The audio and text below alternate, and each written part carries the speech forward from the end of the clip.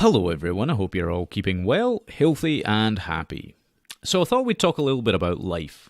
In particular, the existential crises which occurs in every individual's life. You reach a certain juncture at which you begin asking the fundamental questions such as, who am I? What am I doing here? Where did I come from? What is my purpose? Right?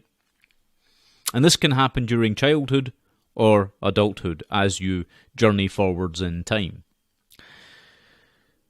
Now, I was reading an interesting story just a couple of days ago about this little girl who asked her mother, she said, if my father was not my father, would I still be me? Now, that's a very profound and interesting question. But in the times that we're living in today especially, what happens is adults dismiss that.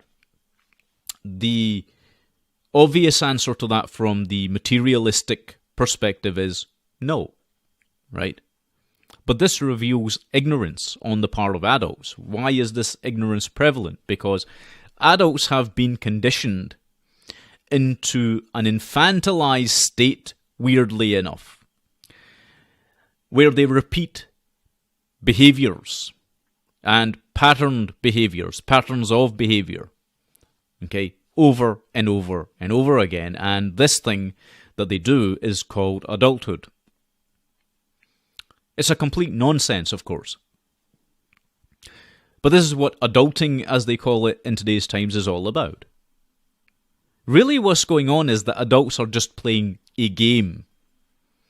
They don't realize this themselves oftentimes because they've conned themselves into thinking or believing that what they're doing is far more valuable, is far more important in some sense, right? Like when you wake up in the morning and you go to work and you do what you need to do at work, most people literally think they're saving the world.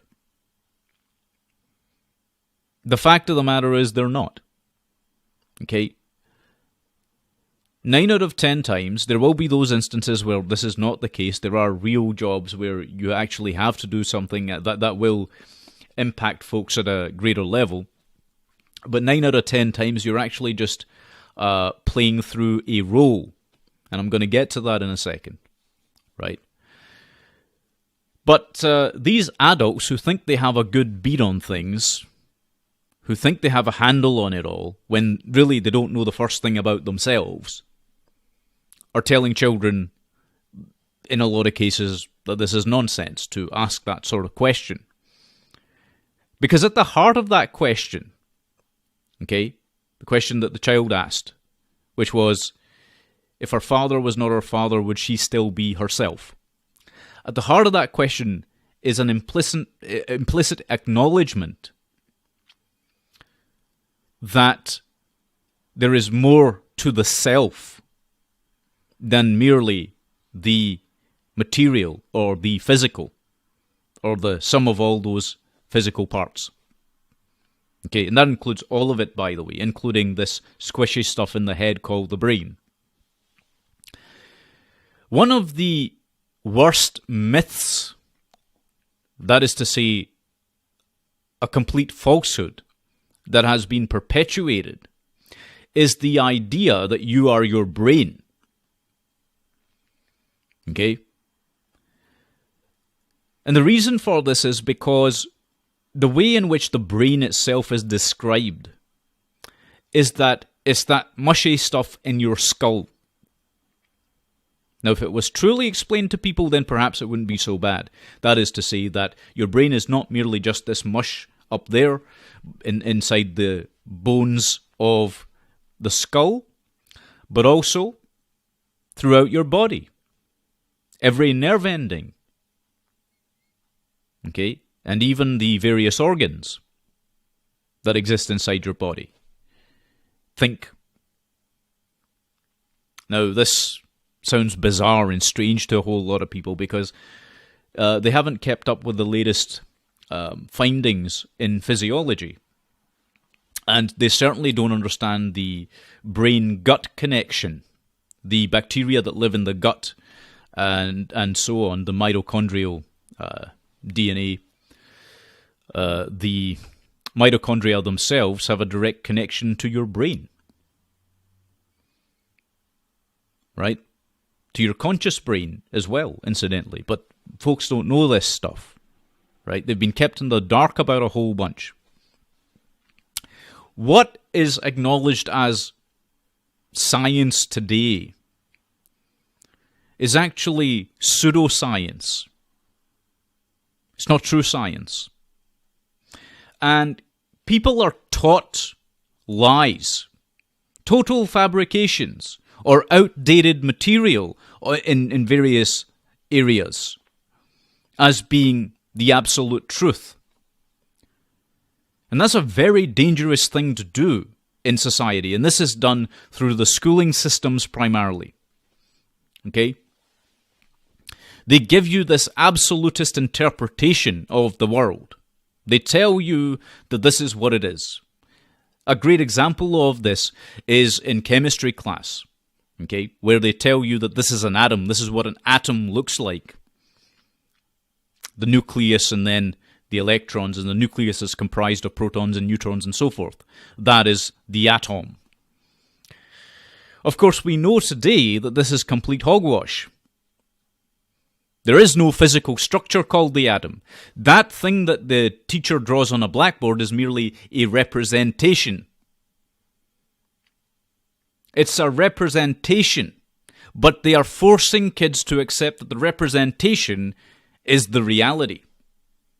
A representation is designed to convey an idea. Okay? It's designed to convey an idea about the particular form and function of whatever it is. Okay? It's the same thing in physics. They'll show you a drawing of a wave and say, there's a, electromagnetic waves, this is what they look like. Waves don't look like that. You only see that in oscilloscopes and other various measuring devices, let us say, right? But that is a representation also. Things don't literally travel as waves, and we know this today as well, by the way. This is acknowledged in the field of physics. Okay? We call them waves because waves accurately, insofar as the definition in physics is concerned, it gives us a relatively accurate model with which to work. It's an accurate enough representation. It describes the behavior of the thing. Okay, but in true terms, that's not what the thing itself actually is. And this is the garbage that's perpetuated. Right? Now, if you get to a high enough level in education, then much of what I'm saying, your university lecturers in the STEM fields might actually start to tell you. But sometimes even there, in fact, most times they won't do that. You're very, very lucky in real terms. You're very lucky if any person who is in a position of teaching or has any learning actually shares that with you. That most things that are taught to you are just representations of a representation, sometimes even. Okay? Underpinning most of these things are mathematical formulae. But the mathematics is abstract. It's a language to describe the thing, right? That's another great example. It's like language as well. Language is an abstract means of communicating ideas. It's a representation of something that actually, in some cases, doesn't even exist. So it's a representation of a representation, and this is why languages go through so many variants and interpretations and misunderstandings, mistranslations, and so forth. Right? I mean, there's a lot to this stuff. The central point being that these are the people that are telling children that the questions they're asking are nonsense, when they themselves believe total, utter hogwash. Okay? You see, reality itself, and our perception of it. I talked about this many moons ago now, but reality itself and our perception of it is completely different to our understanding of it is completely different to what it actually is. And this is a very important point that I've been wanting to get across, but I keep forgetting to tell you guys this. There are at least 3 forms of truth. Okay, and folks get confused about it. There are at least 3 forms of truth. Okay, I'm going to tell you what they are. You have your subjective truth. That is the inner truths within you. These are oftentimes based on your intuition or your feelings. Right? Those are not absolute truth. Okay? Those are not absolute truth. They are true for you. That doesn't make them true for everybody else. The second type of truth is objective truth. These are the truths that are generally acknowledged by the greater populace. Okay, they're the truths that are accepted by any given number of people, a group. Okay, now, those objective truths themselves are also not absolute truth. Okay? And after that, there's ultimate truth. So you've got subjective truth, objective truth, and then ultimate truth. Ultimate truth is unknowable. Anyone who tells you otherwise is a liar. They are lying to you. Okay, if they tell you that they can explain ultimate truth to you, they're either a very good con person or an out-and-out charlatan. Or they don't know what the hell they're talking about and are probably crazy. Ultimate truth is unknowable. Okay? The best you can hope for is to get a glimpse of it through your subjective understanding paired with objective reality, and thus you can... it's a little bit like a blind man getting a sense of something through the sense of touch. Okay? That's literally what it is. You see all the colours that we see, that's due to our optic nerves. But we perceive them as complete reality. Unfortunately, because of our inherently solipsistic nature to some degree, we end up thinking that our way of seeing things is the only way to see things. And when that becomes an agreed upon landscape, let us say, then, there are all these things that stem forth from that, which may not be ultimately true. But they're good enough for us to use. So we make them objectively real in our minds. And by the way, our perception of objective reality also gets interpreted subjectively.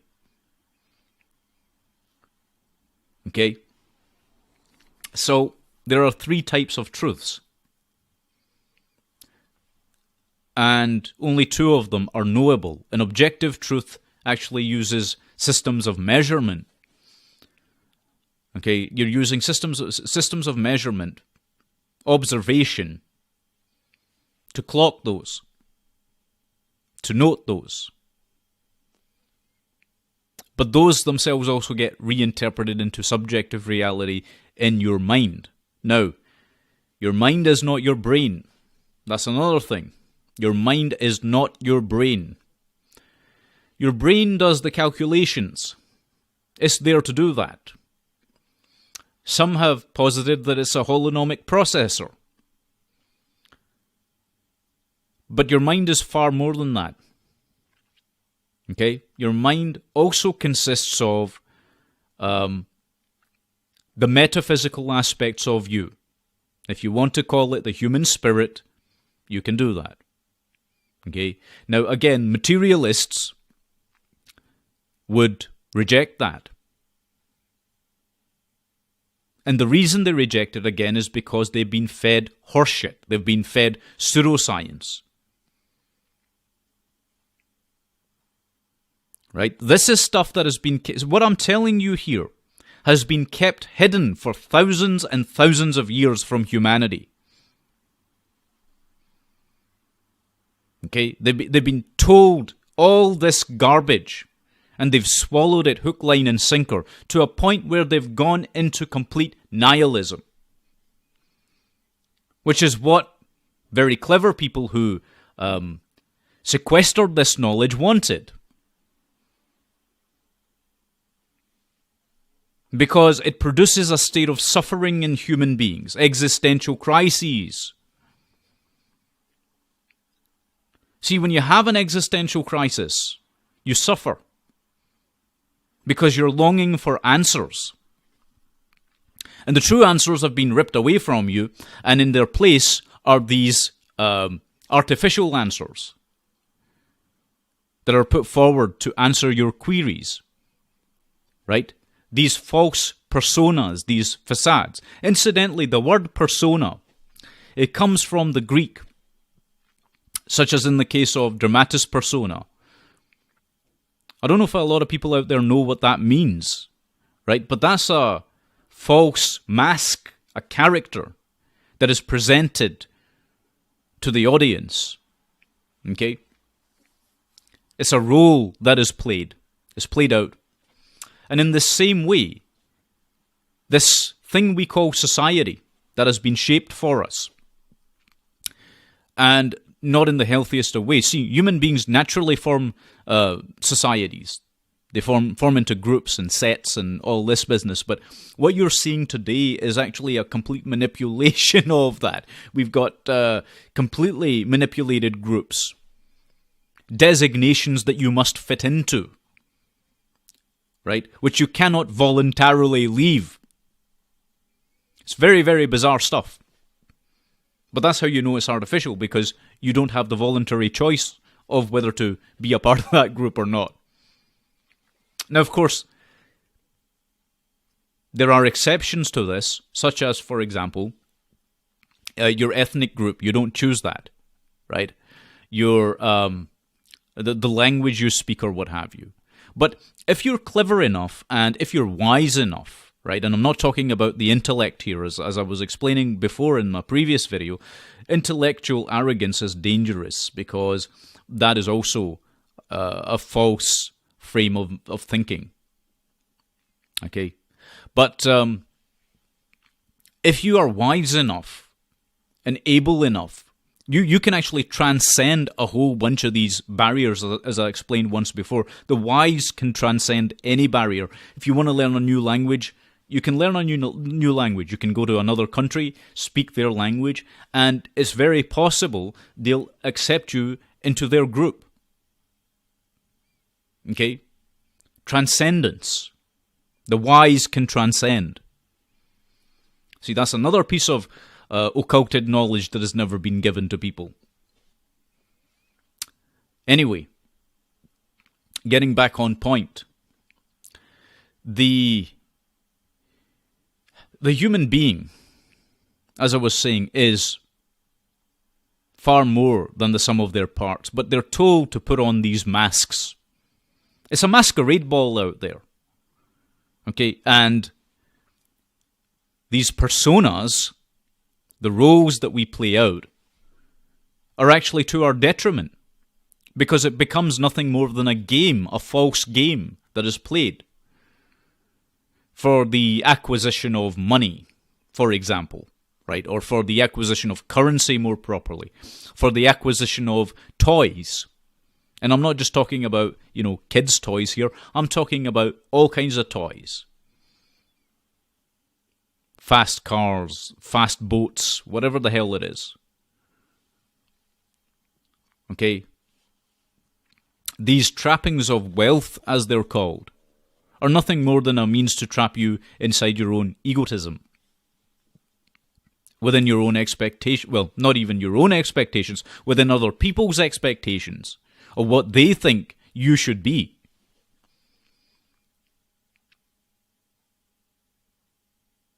Okay? So it's detrimental to the being of a person. That's what I'm trying to explain. Well, persons to the being of an individual. And I would say that the being of an individual is spiritual. It's the spirit. It is metaphysical. And there are many metaphysical sciences that you can study as well, and you'll start to find wisdom in those if you look hard enough. You know? And this is not some mumbo-jumbo garbage that I'm telling you here. I'm telling you factually that you can break this all down logically and come to the same conclusions. But this is mostly a facade. Now, when a human being experiences an existential crisis and these artificial things are put in front of them as salves, through advertising, for example, and marketing, sales pitches, persuasion systems, you name it, okay, propaganda, whatever it is, it doesn't suffice. This is why you find that when people are told that buying a particular thing will make them happy, then they buy it, they're not happy. It hasn't really added anything to their life, to the quality of their life. So it becomes this endless search. And all that's happening throughout at each point is that the control mechanisms, these mechanisms of manipulation, keep presenting to you new things to try. And they never work. They never address the underlying question, the issue. Okay? Drinking Coke, for example, and I'm not encouraging people to go out there and drink Coca-Cola or whatever the fuck else, right? Drinking Coke is not going to tell you who you are. Drinking Pepsi isn't going to tell you who you are. In fact, those kind of things will probably really damage you physically, but that aside, right? Because these kinds of new products that are out there in foodstuffs are actually quite dangerous for people as well, for their well-being and their health. But I'm not going to talk about that here. The primary point I'm making is that those the lifestyle that accompanies all of that crap doesn't address the underlying questions of your own existence. It won't do that. Okay? You can buy the most expensive car on the market, whatever it is, a Lamborghini, Ferrari, whatever. And you'll notice that it has an effect on the people around you and how they perceive you. Obviously.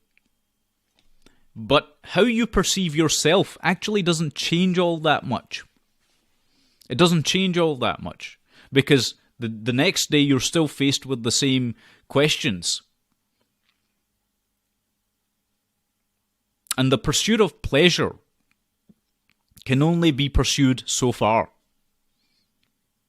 Until it gets old real quick. And then beyond that, what do? Well, you look for the next big thrill.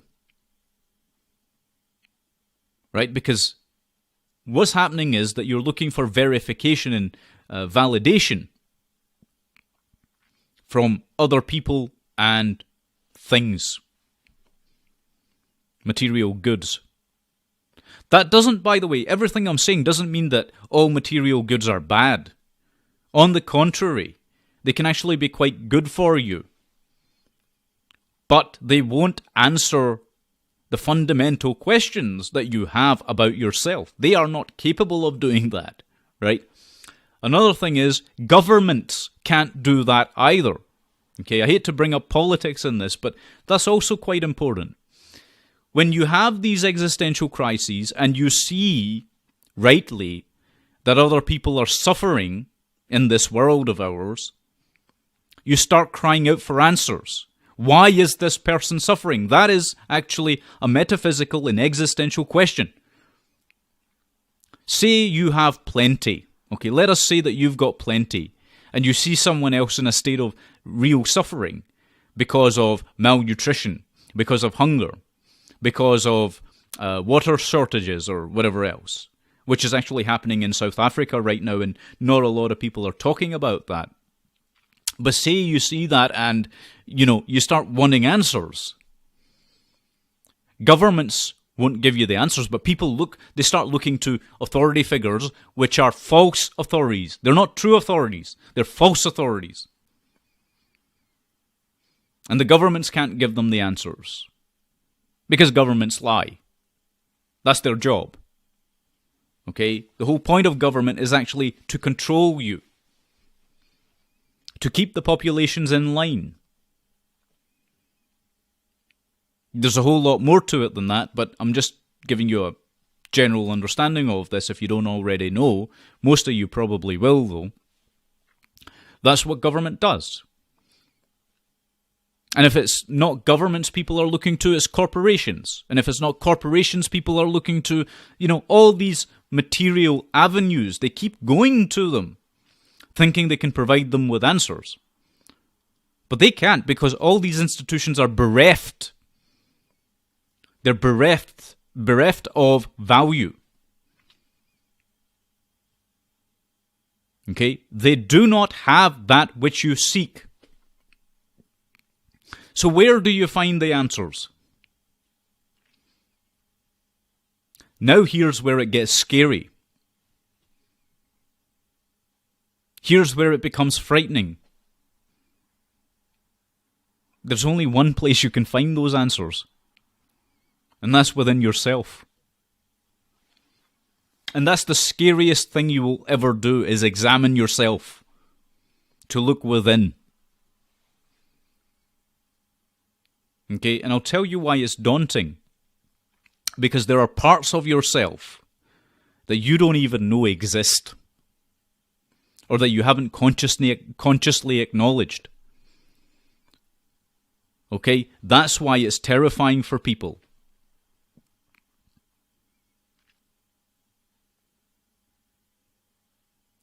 And just doing that, going on that inner journey, as it were, that is not an easy task, because you have to face up to certain realities about yourself, about the actions you've undertaken, good or bad, and the implications of all of that. And there's another thing you have to deal with as well when you go through this process. Are all the voices in your head, and I'm not talking about voices in a schizophrenic sense. You see, your psyche is shattered into many, many parts. This is what this society does, by the way, right? If you were living in ancient times, this would not have happened to you. You would have a singular inner voice speaking to you with clarity. And people who go through psychotherapy, by the way, have that, and if they're successful in undertaking that journey within, what happens is they also emerge with that singular voice speaking to them. Right? But in this screwed up culture of ours, in the West, and in the East, and in third world countries like Africa and so on. It's all the same everywhere, by the way. In all of these places, there are fractured personalities. And there are reasons why that's the case, which maybe I'll go into at a later point. But, that is damaging. Because you've got all these voices telling you things, and they're not your voice. They've almost been implanted into you through television, for example, through the media, through, as I say, corporate advertising, right? All these things are going through your head. All these voices are popping up. All these sound bites are there. But you don't know where they're from. And you mistakenly think that they are part of you. And this is why I said earlier on, right, in the previous video, you are not your thoughts. Okay? These thoughts are just there because they're passing anyway. They're not permanent. But because people think they are, and because people mistakenly assume that most of these voices in their mind are them, they get perturbed by that. And they end up in distress. It causes them all kinds of suffering. It really does. And they're horrified by themselves, when they don't realize that actually isn't themselves at all. Don't get me wrong, there are actual parts of yourself which are equally as terrifying, but, I'm talking about these false, fractured personas that live in your head, in this consumerized culture, in this media-saturated culture. See, if you grew up in the West, you have no understanding of your authentic self at all. Okay, and it doesn't matter where you're from. If you grew up in the West, you'll have no authentic understanding. And any cult, any religion, any government, any corporation can come and assume control of you. You will then be under total mind control. And there is no helping you at that point if you haven't tried to do any kind of work on yourself. If you haven't at least tried to address these existential questions which you have had at some point in your journey.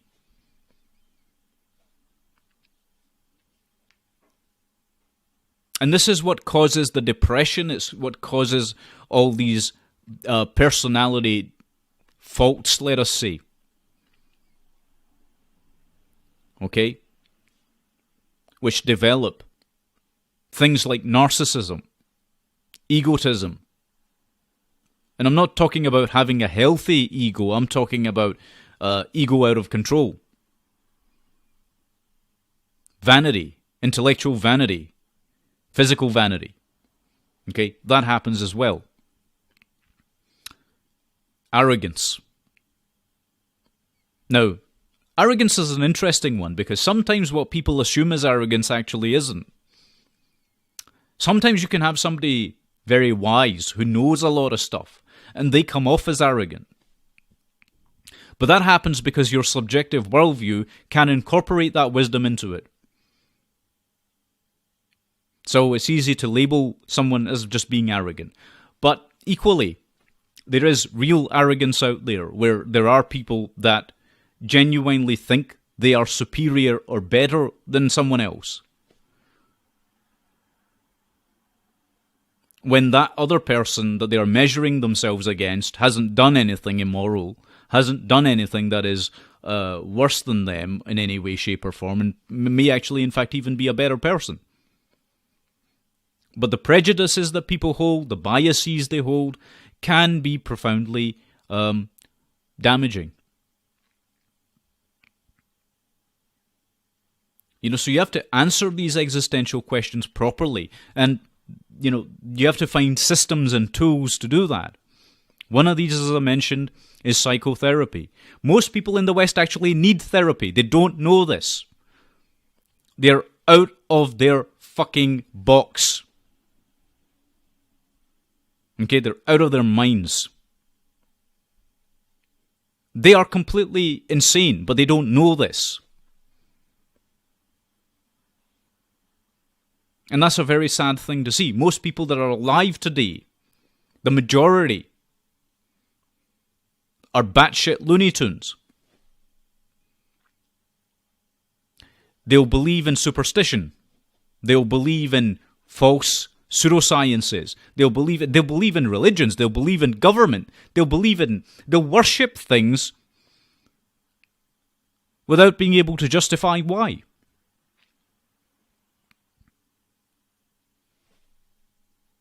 It's crazy stuff. Then there's the belief in nothingness. The people at the top of the food chain, right at the very highest point of it, the black nobility. Now they don't believe in anything. And I don't mean religiously. I mean, they genuinely don't believe in anything at all. They believe in total nothingness, which is why they're completely nihilistic. It's a sick kind of way to look at the world. But they see themselves as being imprisoned by the constraints which exist, the natural constraints which exist in this world. And so they'd much rather end it all. It's actually kind of suicidal. And it's bad news for all of humanity because these people are running the earth. But hey, never mind that for a second, right? The thing I was talking about is the lack of ability in current times in modern people to acknowledge their true selves. And the ruling elites, let's call them, right? The people at the very top also have this. You see, they shaped this earth, this planet, into what they wanted it to be. They shaped the people in their image. That is why you're seeing so much psychosis, so much neurosis, so much narcissism. All of this is rampant, and this is the reason why. Because those people actually are know-nothings. They know nothing at all. They've thought themselves superior for so long. But they have no true understanding. And I don't just mean in the brain, in the mind. They have no true depth of understanding, no knowledge, no nothing. All they've got are material worldviews, literalist worldviews, because they cannot comprehend the depth of true reality. Remember we were talking about absolute truth. Well, these people are a million miles removed from that. In fact, they don't even believe in objective truth. They're subjectivists completely. And that is also what you're seeing playing out on the world stage. Individuals all experiencing existential crisis, all in a state of mass suffering, all in dire straits. And they're crying out for answers, but nobody's willing to give them to these people. You've got people like me out there that are telling you all of this stuff that's been, as I say, sequestered and hidden away from people, but we're very few in number. And incidentally, people don't want to hear it. The mass of people just do not want to hear it. They are comfortable. In this very weird way, they've become comfortable in their ignorance and their own enslavement. It's horrendous to see this. It's horrifying to see this, actually. That this kind of masochism has erupted in people. They want to be abused. I mean, this is sickness. But not many people want to travel down that path, as I say, of true understanding. Not many understand any of the mystical traditions. Not many understand the true origins of science. Not many want to understand the scientific disciplines in the real sense. They just don't want to do it.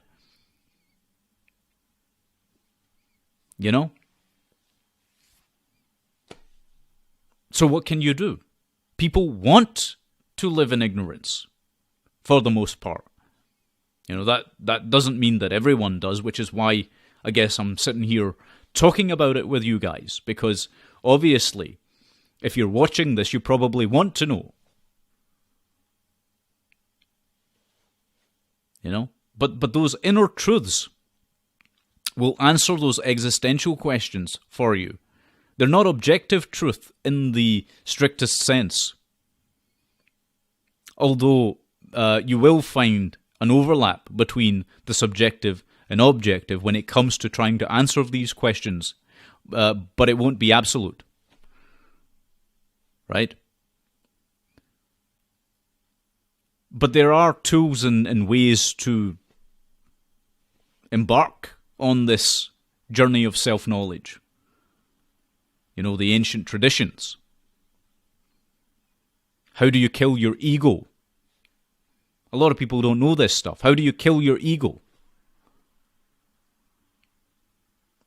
I'll guarantee you,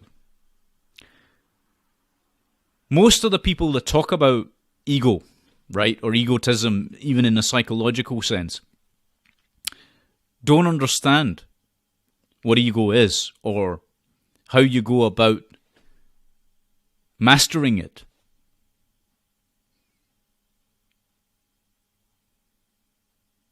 Or master anything, actually. How do you gain mastery over yourself? Because that's the only thing you can have mastery over, by the way. It's the only thing you have ownership of is your physical self, and by extension, anything that you claim as yours, which you have a rightful claim on. That is to say, it doesn't infringe on the well-being or the rights of others. That's also yours. You know? But, again, this is stuff that most people just don't want to know.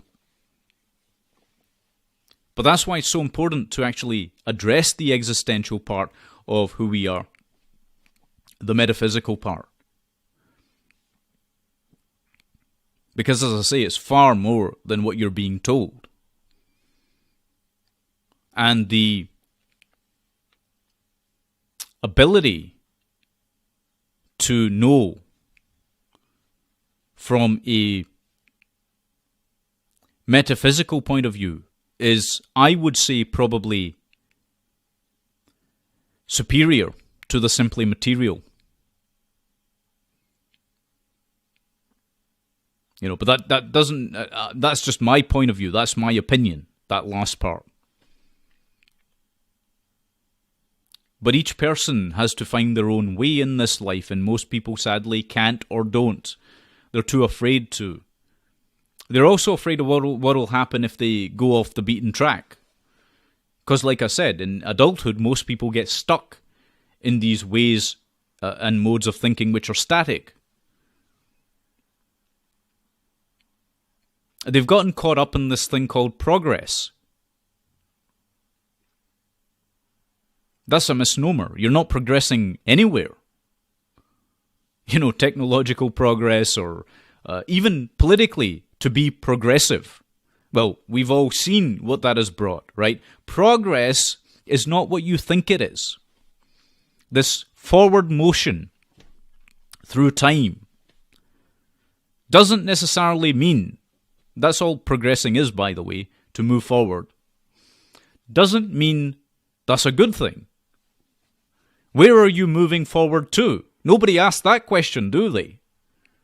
Right? It's like we're surrounded by insane people in an insane asylum. The lunatics are running it. You know? Just using these words doesn't mean anything. Oh, it's progressive, it's progression. To what? Sometimes maybe actually going backwards might be quite a clever thing to do if there's danger ahead. But nobody, see, that's a bad thing to say, to talk about going backwards. Right? That's seen as, oh, very negative. It's the stupid, insane, inverted garbage that's in our minds today that can't comprehend any of this. Today's progress is actually analogous with our own destruction, but folks can't see that. They're too removed from true reality, objective reality and absolute reality. They're too removed from it to understand even a tiny bit of it.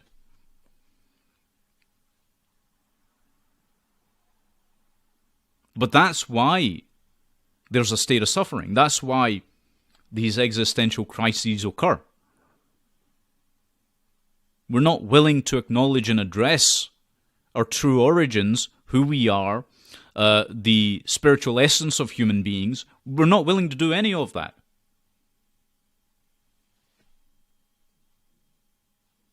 You know, it's a mess out there right now. And this is, again, why I'm encouraging people to learn as much as is possible in a true sense. You know, understand more. Gain wisdom. Don't run around chasing after superfluous information or the accumulation of superfluous information just for the sake of it, because that's what our schooling system does. You know, and it never really prepares people for life. Actually living. Schools don't do that. Colleges don't do that. Universities don't do that, right? None of these institutions prepare you for living. They are literally like mortuaries. All they're preparing you for is to live like the undead, to be dead within, to be dead. They're producing corpses that walk and are animated.